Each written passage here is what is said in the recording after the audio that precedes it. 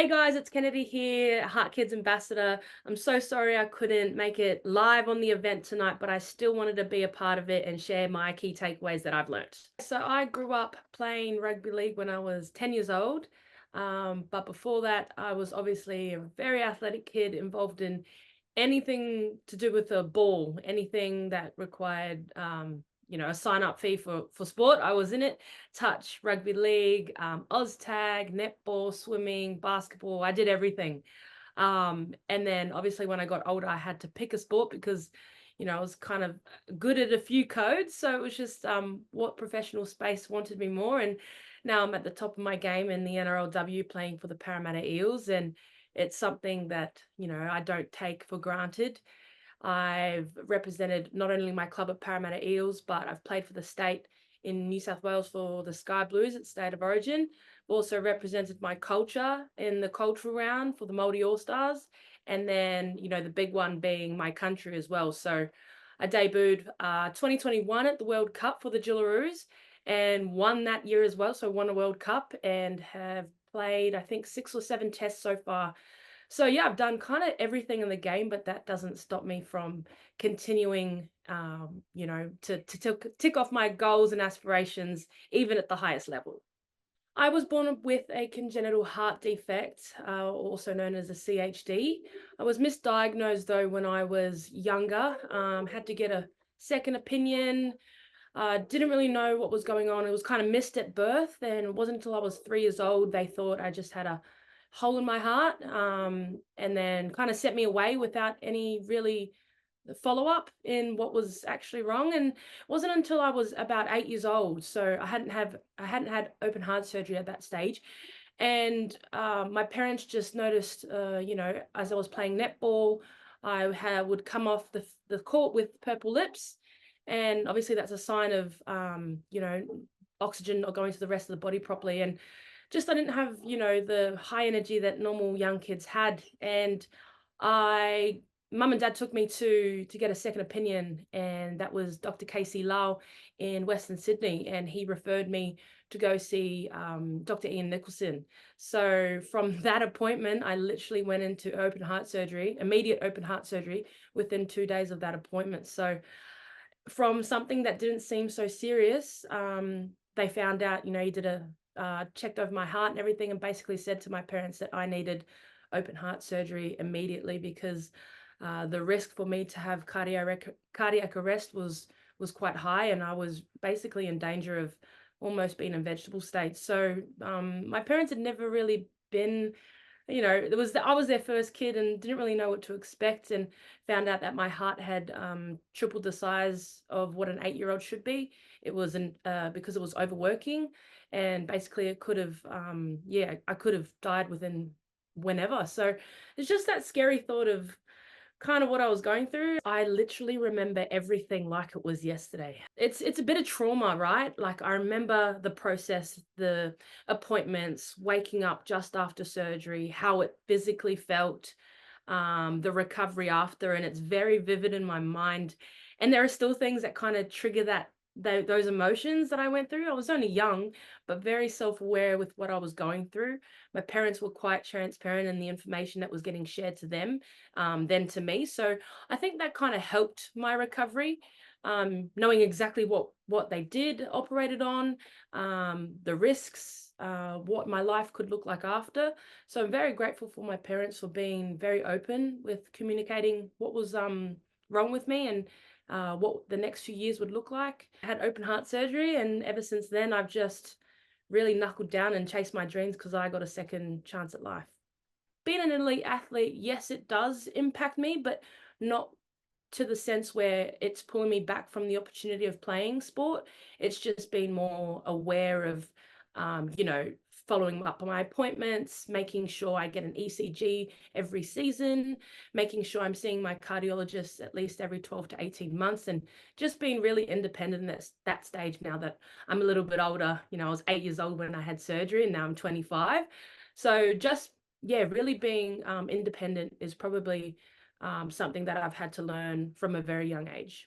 So before every season starts, we have to fill out, we have to get basically a whole body check just to say that we're safe to play and not going into the season either injured or with high risk health problems. So with mine, everyone kind of just ticks off, yep, yep, yep, I'm all good, I'm all good. And then mine obviously have to go into a bit more detail, and it kind of blows away I see the response from the doctor immediately, like, oh, you've had open heart surgery, like, what happened? And I'm just like, okay, like I've had to have this conversation with almost every professional, but it kind of gets a bit repetitive. But at the end of the day, I've just got to have that conversation just to be transparent with them, because and then just follow up going, here you need to talk to my cardiologist, here you need to talk to my medical doctor for my team, or my physio, anyone that's involved, or even my head coach, just so everyone knows that if anything happens at training, that they know my situation. Not saying that anything's wrong with me now. I'm perfectly fine, perfectly healthy after surgery, but it's just knowing my medical history, because that could be a very important part of, something might happen at training, I might collapse. But yeah, just it's tough, because yeah, the doctors get blown away and they're just like, "Oh my gosh, you've had open heart surgery." I'm just like, "Well, yeah, 8 years old. I know exactly what's happened, what valve they repaired on, how it looks like for me, what I do now, and being an athlete, obviously, it's really important to be healthy." So, very repetitive, but obviously for a great reason. I say this every time I work with heart kids or meet someone young like me that was me basically a few years ago. And I just say, ask as many questions as you can. And it doesn't matter if you can remember or not. I think one appointment, there was an overload of information. I literally just asked the doctor and my cardiologist if I could record on my phone, just to have the appointment, so I can go back and listen later. Because, sometimes we forget really important information, or can't quite understand the big words that are written down on the papers and everything, because they're big words. So I like to have the really informal conversation, and get her to explain what exactly the process is, what she needs me to do, whether I need to look after myself, when my next appointment is. Because it's just a little easy tip to go, okay, oh, what did she say again? And then you go, okay, then I can look on my phone and listen back to the appointment, which has been really helpful even at my age. And if you're young, I just think, get your parents, just ask them, like, all those questions, just get them to be as transparent as you can, because one day you're going to have to transition and be really independent as an adult. So, yeah, ask a lot of questions. If you can record it yourself on your phone, and have just that tough conversation with your parents, just to ask what exactly happened. Those are probably the top three tips from me. So one of the biggest challenges I found, so I was born in Western Sydney, had surgery here, obviously set up in the medical system really well here in Western Sydney. We moved to Perth when I was 10. So 2 years after, we moved to Perth and relocated.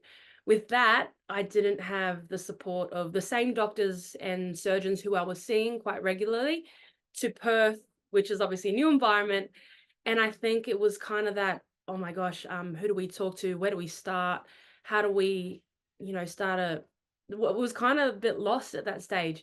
And then it wasn't until mum had to find a new doctor, a new cardiologist. That transition period was very, very hard, even for mum being with me at every appointment.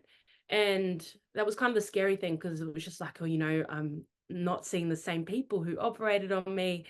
And then it got even harder when I moved back to Sydney, because I was now 17, basically 18, an adult, and I wasn't in the childcare system anymore, couldn't go back to the children's hospital. So again, I had to transition into a child, basically to an adult, and again, having to find new doctors, new resources, because I was living in a different area. So it was just making sure I had all my medical papers all together in the one spot, making sure mum was on the phone to me, explaining, who we were seeing in the past, and chasing up documents from another doctor. So that was probably the hardest thing, because transition period's very hard from a child to an adult.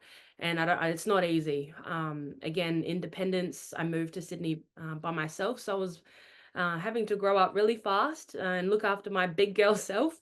Benefits? Oh, there hasn't really been many, but like the medical staff always check in on me. It's rather than me reaching out to them. I think it's a really cool thing. Like, oh, asking if I'm okay. I'm okay. And benefits, like I know exactly what's going on with my body. Even we have a cardiologist appointment and she shows me my heart. So I think that's a really cool thing to see. Not everyone gets to see their heart. My family motivates me because I have come from such a story that is so unique and different that I want to go out there and make change and show the young kids who have a similar journey to mine that they can do anything. I think that's one thing that kind of sits on my shoulders really heavily, that responsibility to be representation of what you can do rather than what you can't do. Being an older sister definitely motivates me. I'm the oldest of five. And just I think when I was 8 and went through that open heart surgery, the recovery process, kind of built this resilience and determination within me to go, I got a second chance at life. Let's make this worth it. That's how I see my surgery. I couldn't be talking to you today if I didn't have that surgery, or if it wasn't picked up as quick as it was. I wouldn't be here talking to you today. So that's the reality of it, right?